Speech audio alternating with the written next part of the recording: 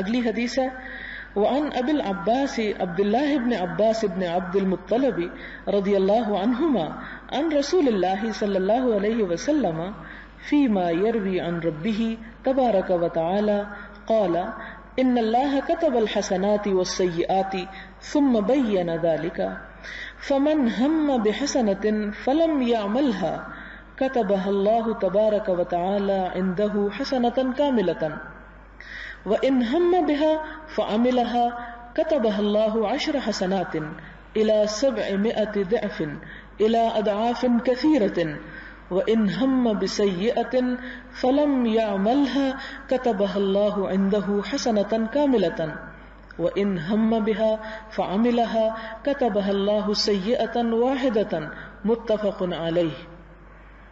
حضرت ابو العباس عبداللہ بن عباس بن عبد المطلب رضی اللہ تعالی عنہما سے روایت ہے کہ رسول اللہ صلی اللہ علیہ وسلم نے فرمایا، اور وہ اپنے رب تبارک و تعالی سے روایت کرتے ہیں.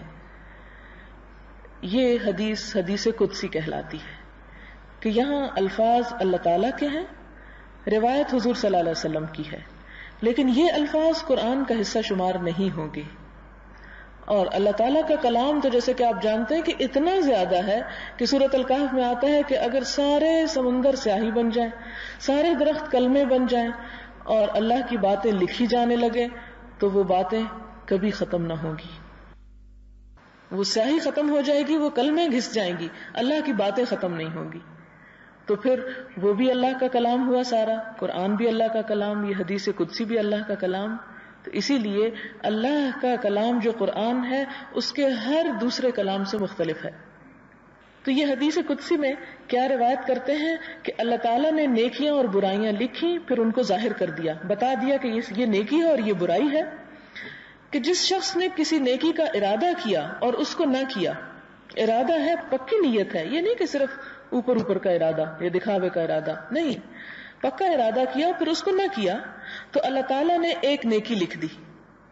اور جس نے نیکی کا ارادہ بھی کیا اور اس کو کر گزرا تو اللہ تعالیٰ نے 10 نیکیاں لکھی، 700 گنا تک یا اس سے زیادہ. اور جس نے کسی برائی کا ارادہ کیا پھر اس کو نہ کیا تو اللہ تعالیٰ نے ایک پوری نیکی لکھ دی، اور اگر وہ برائی عمل میں آ گئی تو صرف ایک برائی لکھی. یہ ہے اللہ تعالیٰ کی دراصل رحمت کہ جب تک انسان نیکی کا ارادہ کرتا رہتا ہے، کر نہیں پاتا کسی مجبوری کی وجہ سے، تو نیکی لکھی جاتی ہے. کر لیتا ہے 10 گنا اور کئی 100 گنا تک بڑھاتا ہے. اس کی وجہ کیا ہے؟ جتنا خلوص ہے. یہ بھی نیت سے متعلق ہے، یعنی ایک نیکی 700 گنا کیسے ہو جاتی ہے اس سے ملٹی پلائی، اس لیے کہ اس میں اتنا ہی خلوص اور محبت اور جذبہ اور نیت خالص ہوتی ہے. اور اگر کوئی شخص برائی کا ارادہ کرتا ہے لیکن رک جاتا ہے، عمل نہیں کرتا، تو بھی نیکی لکھتی جاتی ہے، یعنی برے ارادے پر بھی عمل نہ کرنے کی وجہ سے. اور اگر کر گزرتا ہے تو صرف ایک برائی. اور اب آپ دیکھیں کہ اس کے باوجود اگر نیکیوں کا پلڑا قیامت کے دن ہلکا ہو جائے اور برائیاں بھاری ہو جائیں تو پھر اس میں کس کا قصور ہے؟ ہمارا اپنا. کہ نیکی تو اللہ نے کئی 100 گنا زیادہ لکھی اور برائی 1 گنا لکھی، اور پھر بھی ہم نے اتنی کر دی کہ اس کو بوجھل کر دیا. تو پھر اللہ تعالیٰ تو واقعی رحمان اور رحیم ہے، وہ ظالم نہیں جب تک کہ بندہ اپنے اوپر اتنا ظلم نہ کر لے کہ وہ اپنے آپ کو ظالم ثابت کر دے. حدیث یہ ہے، حضرت عبداللہ بن عمر سے روایت ہے کہ میں نے رسول اللہ صلی اللہ علیہ وسلم سے فرماتے ہوئے سنا ہے کہ تم سے پہلے 3 آدمی کہیں روانہ ہوئے، راستے میں شام ہو گئی. تم سے پہلے سے مراد یہ کہ پچھلی کسی قوم کے لوگوں کا یہ واقعہ ہے، امت مسلمہ کا نہیں. انہوں نے ایک غار میں پناہ لی. جب اس میں داخل ہوئے تو ایک پتھر گر پڑا اور غار کا دروازہ بند ہو گیا. ان لوگوں نے کہا اس پتھر سے کوئی نجات نہیں دے سکتا، ہاں یہ کہ اللہ تعالیٰ کو اپنے کسی عمل کی یاد دلاتے ہوئے پکارو کہ اللہ فلاں میں نے ایک بہت اچھا کام کیا تھا، میرے اس عمل کا اجر مجھے دے اور یہ پتھر ہٹا دے، یعنی اس کی وجہ سے یہ کر دے. جس طرح قرآن پاک میں آتا نا کہ وابتغوا الیہ الوسیلہ، کہ اللہ تعالیٰ تک پہنچنے کے لیے کوئی ذریعہ تلاش کرو، تو انہوں نے اپنا نیک عمل ذریعہ تلاش کیا. ان میں سے ایک نے کہا کہ اے اللہ تعالیٰ میرے ماں باپ بوڑھے تھے اور میں ان سے پہلے اپنی بیوی اور بچوں کو دودھ نہیں پلاتا تھا. ایک روز درختوں کی تلاش مجھے دور لے گئی اور راستے میں مجھے شام ہو گئی. جب گھر پلٹا تو ان کو سوتا ہوا پایا. میں نے برا سمجھا کہ میں ان کو بے آرام کروں یا ان سے پہلے بیوی بچوں کو دودھ پلاؤں. پیالہ میرے ہاتھ میں تھا اور میں ان کے جاگنے کے انتظار میں رہا یہاں تک کہ صبح نمودار ہو گئی. یعنی ساری رات والدین کے سرہانے کھڑا رہا دودھ کا پیالہ اٹھائے کہ کسی وقت اٹھیں تو میں انہیں پیش کروں. بہت اعلیٰ درجے کا کام ہے. ہمارے والدین تو شاید ہمیں ایک سے دوسری دفعہ بلائیں تو ہم چڑھ جائیں کہ ہمیں یہ بات کہتے کیوں ہیں. تو یہ ایک عملی طور پر بہت ہی اعلیٰ درجے کی نیکی تھی. اور میرے بچے میرے پاؤں پر لوٹ رہے تھے. بھوک کی وجہ سے وہ میرے پاؤں میں ہی یعنی سو گئے. مراد یہ ہے یعنی صبح نمودار ہوئی اور بچوں کو نہیں اس وقت تک دیا, والدین کو پہلے دیا. اے اللہ اگر یہ کام میں نے تیری خوشی کے لیے کیا ہے یعنی میری اچھی نیت تھی تو پھر اس پتھر کو ہم سے دور کر دے. تو پتھر تھوڑا سا ہٹ گیا, جس کا مطلب یہ ہے کہ نیت اچھی تھی مگر اتنی نہیں تھی کہ سارا پتھر ہٹ جاتا. جیسے ایک اچھی نیت سے کام کیا جاتا ہے تو ایک نیکی بھی اس کی ہو سکتی ہے اور 700 بھی ہو سکتی ہیں. تو گویا کچھ پتھر ہٹ جاتا ہے. دوسرے نے کہا کہ اے اللہ میری ایک چچا زاد بہن تھی, وہ مجھ کو بہت محبوب تھی. ایک روایت میں ہے کہ میں اس کو اتنا چاہتا تھا جیسے کسی مرد کو عورت سے محبت ہو سکتی ہے.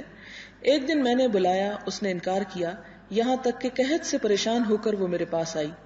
میں نے اس کو 120 دینار اس شرط پر دیے کہ وہ مجھ سے علیحدگی میں ملے تو وہ راضی ہو گئی. جب میں نے ارادہ کیا تو اس نے کہا اللہ سے ڈر. میں یہ سن کر باز رہا حالانکہ وہ مجھے انتہائی محبوب تھی. پھر میں نے اس سے روپیہ بھی واپس نہیں لیا. اے اللہ اگر میں نے یہ کام تیری رضا کی خواہش میں کیا یعنی اس برائی سے باز آ گیا, زنا سے باز آ گیا, تو ہمیں اس مصیبت سے رہائی عطا فرما. تو پتھر اور کھسک گیا مگر اتنا نہیں کہ وہ اندر سے نکل سکتے. تیسرے نے کہا اے اللہ میں نے کچھ مزدور کام کے لیے بلائے اور ان کو پوری پوری مزدوری دی سوائے ایک آدمی کے کہ وہ چلا گیا, اس نے مزدوری نہ لی. میں نے اس کی مزدوری سے تجارت کی یعنی جو پیسے اس کے حصے کے تھے وہ میں نے کسی بزنس میں لگا دیے. کچھ عرصے میں تجارت خوب نفع لائی.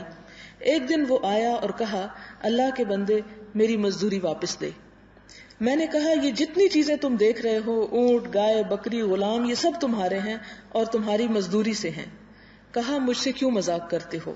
میں نے کہا میں مذاق نہیں کرتا, یہ حقیقت ہے کہ یہ تمہاری ہی مزدوری ہے کہ بڑھ گئی وہ. تو وہ یہ سب کچھ لے کر چلا گیا. اے اللہ اگر میری یہ بات تجھے پسند آئی تو ہم کو اس تنگی سے نجات فرما. بس وہ پتھر ہٹ گیا اور سب لوگ نکل گئے. تو گویا یہ آخری کام جو تھا, یہ تینوں کاموں کی نسبت, اور یہ بڑے دل گردے کی بات ہے کہ انسان کسی کے ساتھ اتنی خیر خواہی کرے, اتنا اس کے ساتھ اچھی طرح معاملہ کرے, اور پھر سوائے اس کے کہ خدا کے سوا اور کوئی نہ دیکھ رہا ہو اس کا ایک ایک پیسے کا حساب کر کے اسے واپس لوٹا دے. اور نہ صرف یہ کہ اتنا بلکہ اسے کئی گنا کر کے زیادہ بھی. تو یہ بات اللہ تعالیٰ کو بہت پسند آئی اور وہ پتھر جو تھا وہ اپنی جگہ سے ہل گیا اور وہ سب کے سب لوگ باہر آ گئے. یہ حدیث بھی متفق علیہ ہے, بخاری میں 4 جلد میں موجود ہے 2 مقامات پر 369 اور 70 پر, اور مسلم میں حدیث نمبر ہے 2743. اور حدیث میں ہمیں جو باتیں پتہ چلتی ہیں وہ یہ کہ ایک تو تکلیف اور تنگی کے وقت اور ایسی مشکل کے وقت کہ جب انسان اپنا کوئی زور بازو نہ آزما سکے یا حالات اس کے اختیار سے بالکل باہر ہوں, تو اس وقت بہترین سہارا جو ہے وہ اللہ سے دعا کرنا ہے, بہترین عمل, اور انسان کو اللہ ہی کو پکارنا چاہیے. دوسرا یہ کہ اپنے ایسے عمل زندگی میں جو کیے ہیں اور جو انسان صرف آخرت کی نیت سے کرتا ہے, اس وقت اس کی نیت یہ نہیں ہوتی کہ دنیا میں اس کے بدلے کچھ چاہوں. اگر ان کو ذریعہ بنا کر اور ان کو یاد دلا کر اللہ تعالیٰ کی رحمت کو جوش میں لاتا ہے تو ایسا کرنا کوئی برائی نہیں ہے. تیسری بات یہ ہے کہ والدین کے ساتھ احسان کرنا, جیسا کہ آپ جانتے ہیں کہ اللہ کی عبادت کے بعد سب سے بڑی نیکی ہے, کہ اللہ تعالیٰ نے قرآن پاک میں بارہا یہ فرمایا کہ اللہ کو ایک مانو یا اللہ کی عبادت کرو اور والدین کے ساتھ احسان کرو. تو یہ بہترین نیکیوں میں سے ایک نیکی ہے جو انسان کو اس دنیا اور آخرت دونوں میں خوشبختی سے ہمکنار کرنے والی چیزوں میں سے ہے. پھر اسی طرح یہ ہے کہ والدین کو ہر دوسرے رشتے پر ترجیح دی جانی چاہیے. پھر ہم دیکھتے ہیں کہ پاکیزہ زندگی جو ہے، بے حیائی اور برائی اور زنا سے بچنا، یہ بھی اللہ تعالیٰ کو بہت ہی پسندیدہ ہے، اور ان نیکیوں میں سے ایک نیکی ہے کہ جو انسان کے لیے بہت سی آئندہ زندگی میں، دنیا میں بھی اور آخرت میں بھی مشکلات سے بچنے کا باعث بن سکتی ہے۔ پھر یہ ہے کہ دوسرے کے ساتھ اچھا معاملہ کرنا، امانت کو پوری طرح ادا کر دینا۔ یہ مزدوری دراصل اس کے پاس کیا تھی؟ ایک طرح سے امانت ہی رہ گئی تھی، ہاں؟ تو امانت کو ادا کرنا، جبکہ کوئی اور، اب دیکھیں کہ ایک مزدور کی کیا حیثیت ہوتی ہے۔ اگر انسان اسے کہے کہ چاہو نکل جاؤ اس دروازے سے، کچھ نہیں ملتا، کہاں تھے اتنے دن، سوئے رہے، اور جب تم نے ٹائم پر نہیں لیا تب تمہارے لیے اور کچھ باقی نہیں ہے۔ تو انسان ایسا کرنے پر جب قادر ہو تو اس وقت انسان اگر خدا سے ڈرتے ہوئے بہترین معاملہ کرتا ہے تو یہ خدا کی رضا کا باعث بنتا ہے۔ پھر اسی طرح یہ ہے کہ اس انداز سے دعا کرنا اور اللہ تعالیٰ کے رحمت اور جوش اور اس کو کسی بھی چیز کے ذریعے اس کے آگے، اسی کو کہتے ہیں عاجزی اور زاری کا اظہار کرنا، اور اس سے ہر طرح سے مانگنا کہ بس تو دے ہی دے، جس طرح بھی دے، تو اللہ تعالیٰ کو یہ چیز جو ہے وہ بہت پسند ہے۔ وآخر دعوانا ان الحمدللہ رب العالمین۔ سوال ہے قضائے عمری پڑھنا ضروری ہے یا باقاعدگی سے نماز شروع کر دی جائے تو پچھلی نمازیں معاف ہو جاتی ہیں؟ اس میں قضائے عمری جو ایک لفظ ہے، یہ میرے خیال میں عام طور پر اس لیے استعمال ہوتا ہے کہ عمر بھر جو نمازیں نہیں پڑھی ان کو قضا پڑھ لیا جائے۔ ہمارے ہاں ایک یہ بھی ٹرینڈ ہے کہ رمضان میں شاید یا کوئی اور موقع ہوتا ہے، اس میں عموماً لوگ 2 نفل اس لیے پڑھتے ہیں، یا آخری جمعے کے دن رمضان کے یا حج کے دن اس لیے 2 نفل پڑھتے ہیں کہ وہ گزشتہ ساری نمازوں کا کفارہ ہو جائے۔ ایسی کوئی بات اللہ کی کتاب یا سنت رسول صلی اللہ علیہ وسلم سے ثابت نہیں کہ انسان ساری زندگی موج کرے اور حج کے دن یا آخری جمعے کے دن 2 رکعت نفل پڑھ کے تو سارا کھاتا پورا کر دے۔ تو یہ چیز سنت سے ثابت نہیں، اور نہ ہی یہ عقل میں سماتی ہے انسان کے کہ ایک شخص جو ہے دن میں 5 مرتبہ اپنے آپ کو تکلیف میں ڈالے ہوئے ہے اور دوسرا شخص سال میں 1 مرتبہ 2 نفل پڑھ کے، تو یہ تو قضاء عمری کا کوئی تصور نہیں ہے۔ دوسرا یہ ہے کہ ایک شخص ہے جس نے غفلت میں بہت نمازیں ضائع کر دی، اب اسے احساس ہوا اور اس نے توبہ کی، تو انشاءاللہ اگلی مرتبہ توبہ کا جب باب شروع ہوگا تو اس میں مزید اس بات کی وضاحت ہوگی کہ جب انسان کسی گناہ سے جب توبہ کر لیتا ہے، اگر وہ توبہ قبول ہو جاتی ہے، یعنی سچے دل سے توبہ کرتا ہے، اور توبہ کی شرائط بھی آپ پڑھیں گے، تو وہ پچھلا حساب کتاب بالکل صاف ہو جاتا ہے۔ بلکہ اللہ تعالیٰ کا یہ وعدہ بھی ہے کہ میں ان برائیوں کو بھی بھلائیوں سے بدل دیتا ہوں، جب ایک بندہ سچے جذبے کے ساتھ خدا کی طرف پلٹتا ہے۔ تو جب نماز کا یہ معاملہ ہے کہ پچھلی نمازیں اگر ایسی کوئی رہ گئی ہوں اور سچے دل سے انسان توبہ کر لیتا ہے تو پھر ان کا بار بار پڑھنا جو ہے یا دہرانا جو ہے وہ لازم نہیں، شرط یہ ہے کہ آئندہ کے لیے کوئی نماز جان بوجھ کر قضا نہ کرے۔ سوال نمبر 2، قصر نمازیں 2 ملا کر پڑھی جا سکتی ہیں؟ جی ہاں، پڑھی جا سکتی ہیں۔ اس میں طریقہ یہ ہے کہ ظہر اور عصر، مغرب اور عشاء، مغرب اور عصر نہیں ملا کے پڑھی جا سکتی، یا عشاء اور فجر نہیں ملائی جائے گی، کیونکہ سنت سے ہمیں اسی طرح ملتا ہے۔ اور جیسا کہ آپ جانتے ہیں حج کے موقع پر بھی وقوف عرفہ کے دن ظہر اور عصر اور پھر مزدلفہ میں پہنچ کر مغرب اور عشاء اکٹھی پڑھی جاتی ہیں، تو نبی صلی اللہ علیہ وسلم سے یہ بات ثابت ہے کہ عام سفر میں بھی انہوں نے نمازیں جمع کی۔ یہ نہیں ہو سکتا کہ قبلہ ادھر ہے اور آپ ادھر جا رہے ہیں اور آپ نماز پڑھ لیں۔ حضور صلی اللہ علیہ وسلم سے جو سواری پر نماز ملتا ہے وہ یہ کہ ایک مرتبہ جب آپ نیت کرتے تو اس کو اس طرف موڑتے، اور پھر اگر ضرورت کے تحت قافلہ یا جو بھی ادھر ادھر مڑ جاتا تو پھر کوئی بات نہیں۔ مثلاً آپ نے قبلے کی نیت کی، رخ کیا، لیکن یکایک گاڑی نے ایسا ٹرن لیا کہ قبلہ بالکل بیک پہ آ گیا تو کوئی حرج نہیں، نیت کے وقت جو ہے وہ کم از کم سامنے ہونا چاہیے، یعنی اس کو جتنا بھی حد الوسع ممکن ہو اس کو فالو کیا جائے۔ پھر یہ ہے کہ فجر میں بھی قصر کے 2 فرض ہی پڑھ سکتے ہیں یا سنتیں بھی پڑھنی چاہیے؟ حضور صلی اللہ علیہ وسلم سے فجر کی 2 سنتیں اور وتر کی نماز ایسی ہے کہ جو آپ نے کبھی سفر میں بھی نہیں چھوڑی، باقی سنتیں آپ نے سفر میں نہیں پڑھی، اس لیے فجر کی قصر جو ہے وہ قصر نہیں ہے بلکہ پوری نماز ہے۔ وآخر دعوانا ان الحمدللہ رب العالمین۔ سبحان اللہ وبحمدہ عدد خلقہ ورد نفسه وزنة عرشه ومداد كلماته سبحان الله العظيم اللهم صل على سيدنا ومولانا محمد وبارك وسلم ربنا آتنا في الدنيا حسنة وفي الآخرة حسنة وقنا عذاب النار ربنا لا تؤاخذنا إن نسينا أو أخطأنا ربنا ولا تحمل علينا إصرا كما حملته على الذين من قبلنا ربنا ولا تحملنا ما لا طاقة لنا به واعف عنا واغفر لنا وارحمنا أنت مولانا فانصرنا على القوم الكافرين یا حی یا قیوم برحمتک نستغیث اللهم انفعنا بما علمتنا وعلمنا ما ينفعنا وزدنا علما اللهم ارزقنا حبك وحب من يحبك وحب عمل يقربنا الى حبك اللهم لا مانع لما اعطيت ولا معطي لما منعت ولا ينفع ذا الجد منك الجد یا رب العالمین، جو کچھ ہم نے سیکھا ہے اگر اس کے سمجھنے میں کوئی غلطی ہو گئی ہو تو ہماری اصلاح فرما دے، ہمیں صراط مستقیم عطا فرما، اور جو کچھ ہم صحیح معنوں میں سیکھتے ہیں اور تجھے پسند ہے اس کے بہترین حصے پر ہمیں عمل کی توفیق عطا فرما۔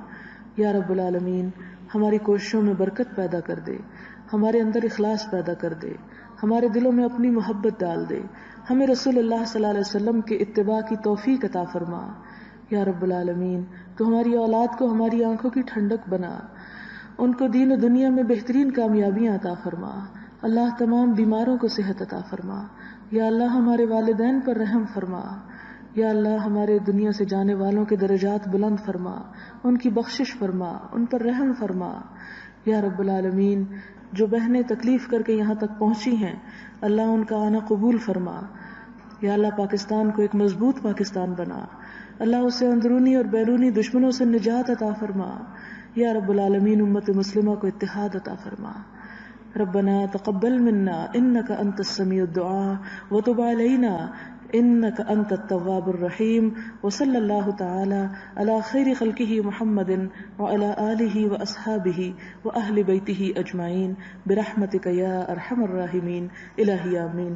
وآخر دعوانا ان الحمد للہ رب العالمین۔ سبحانک اللہم وبحمدک نشہد ان لا الہ الا انت نستغفرک ونتوب الیک۔ والسلام علیکم ورحمۃ اللہ وبرکاتہ۔